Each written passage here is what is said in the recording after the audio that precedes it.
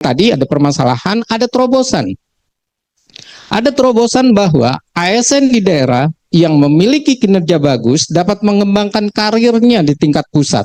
Bahkan P3K ini diprioritaskan untuk masuk kepada PNS dan diharapkan nanti birokrasi di Indonesia mendukung pelayanan publik lebih baik dan pelayanan pemerintahan tentu lebih tepat guna. Kemudian apa tujuan dari revisi RUU ASN?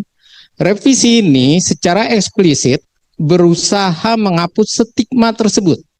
Jadi ada kesetaraan P3 dan PNS dalam hal kewajiban dan haknya. Kemudian inilah cara pemberian jaminan melalui instrumen hukum krusial yang menciptakan keadilan dengan meritokrasi melalui sistem kepegawaian nasional. Ada perubahan yang terjadi 2014 sampai 2023, ada perubahan di antara dua undang-undang itu. Yang satu jaraknya 9 tahun dan 2023 ke 2025 itu artinya sekitar 2 tahun. Yang pertama jelas sudah dicabut Undang-Undang Nomor 5 Tahun 2014 digantikan dengan Undang-Undang Nomor 20 Tahun 2023. Kemudian definisi ASN-nya itu diperkuat. Kalau awalnya mengatur ASN profesi bagi PNS dan P3K, di mana PNS ini lebih sangat berpengaruh. Sementara di UU Nomor 20 Tahun 2023, ASN ini sudah dengan tegas terdiri dari PNS dan P3K. Kemudian pokok pengaturannya. Kalau dulu menetapkan dasar hukum dengan manajemen ASN, ada pengadaan, pengembangan karir, penilaian kinerja dan pensiun. Kalau 2023 sudah menerapkan sistem merit system atau meritokrasi, kesejahteraan dan digitalisasi. Kemudian ini yang menarik di soal jaminan sosial, jaminan pensiun dan jaminan hari tua. Di UU Nomor 20 Tahun 2023, jaminan ini lebih diperdalam. Namun, lagi-lagi P3 di dalam hal ini dipertanyakan karena mereka banyak yang tidak mendapatkan. Dengan alasannya adalah iuran dan juga bagaimana keinginan dari pemerintah di daerah itu sendiri. Nah, bagaimana kita melihat upaya menuju revisi UU ASN? Ada banyak hal, ada sekitar 4 terobosan. Yang pertama itu kita melihat dulu posisi RUU ASN. Ternyata posisi RUU ASN ini awal mulanya dipertanyakan dari prolegnas itu sendiri. Tiba-tiba hadir di prolegnas atas dasar dari Badan Keahlian DPR yang mencoba bersama tentu dengan DPR-nya menginisiasinya. Kemudian dari balik DPR, Badan Legislasi DPR ke Komisi 2. Lalu draft naskah ini masih di Badan Keahlian DPR seperti tadi Ibu Reni masih didalami. Nah, persoalannya adalah tadi kita bisa melihat sudah banyak dibahas, isi revisinya ini belum terungkap dengan jelas. Belum, bahkan ketika dimasukkan di prolegnas, pertanyaannya naskah akademiknya ini sudah siap atau belum. Dan itu menjadi persoalan tersendiri. Di dalamnya ada netralitas ASN. Jadi ada niat memindahkan kewenangan pengangkatan, pemberhentian, termasuk mutasi eselon 2 ke pemerintah pusat. Dan revisi ini untuk mengatasi masalah ASN yang tidak netral. Nah, ini adalah persoalan tersendiri.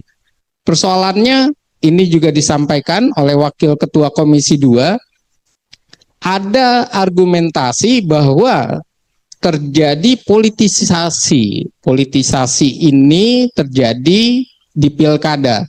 Akhirnya ditariklah ASN ini eselon 2-nya coba untuk dibawa presiden. Namun lagi-lagi ada hal yang harus diperhatikan karena kita sudah memberikan otonomi daerah dan desentralisasi itu sendiri. Otonomi daerah dan desentralisasi itu diwujudkan dalam konkuren, yaitu memberikan distribusi kekuasaan dari pemerintah pusat kepada pemerintah daerah. Jadi kalau merasa bahwa ASN ini terpengaruh oleh politik di daerah, akan lebih berbahaya kalau ASN itu di bawah presiden. Kenapa? Karena nantinya sama saja simalakama. Satu sisi di daerah bermasalah, di presiden bisa lebih bermasalah. Dan kita kembali ke sentralisasi. Hal ini pula yang terjadi misalnya terkait dengan perdebatan tentang transfer ke daerah yang dianggap sebagai sentralisasi gaya baru, yaitu berupa arahan langsung dari pemerintah pusat kepada daerah. Berikutnya, selain tadi ada permasalahan, ada terobosan.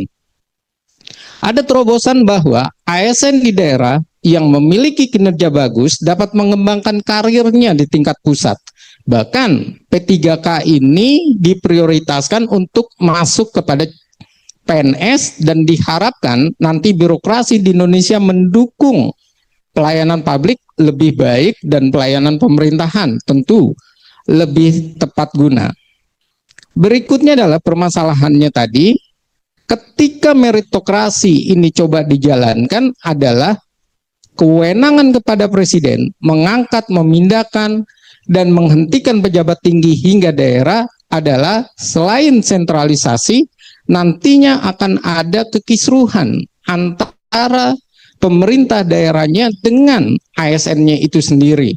Dan inilah yang dikhawatirkan oleh para pejabat pemerintah daerah. Bagaimana mereka melakukan evaluasi, bagaimana mereka melakukan dalam hal ini kerjasama.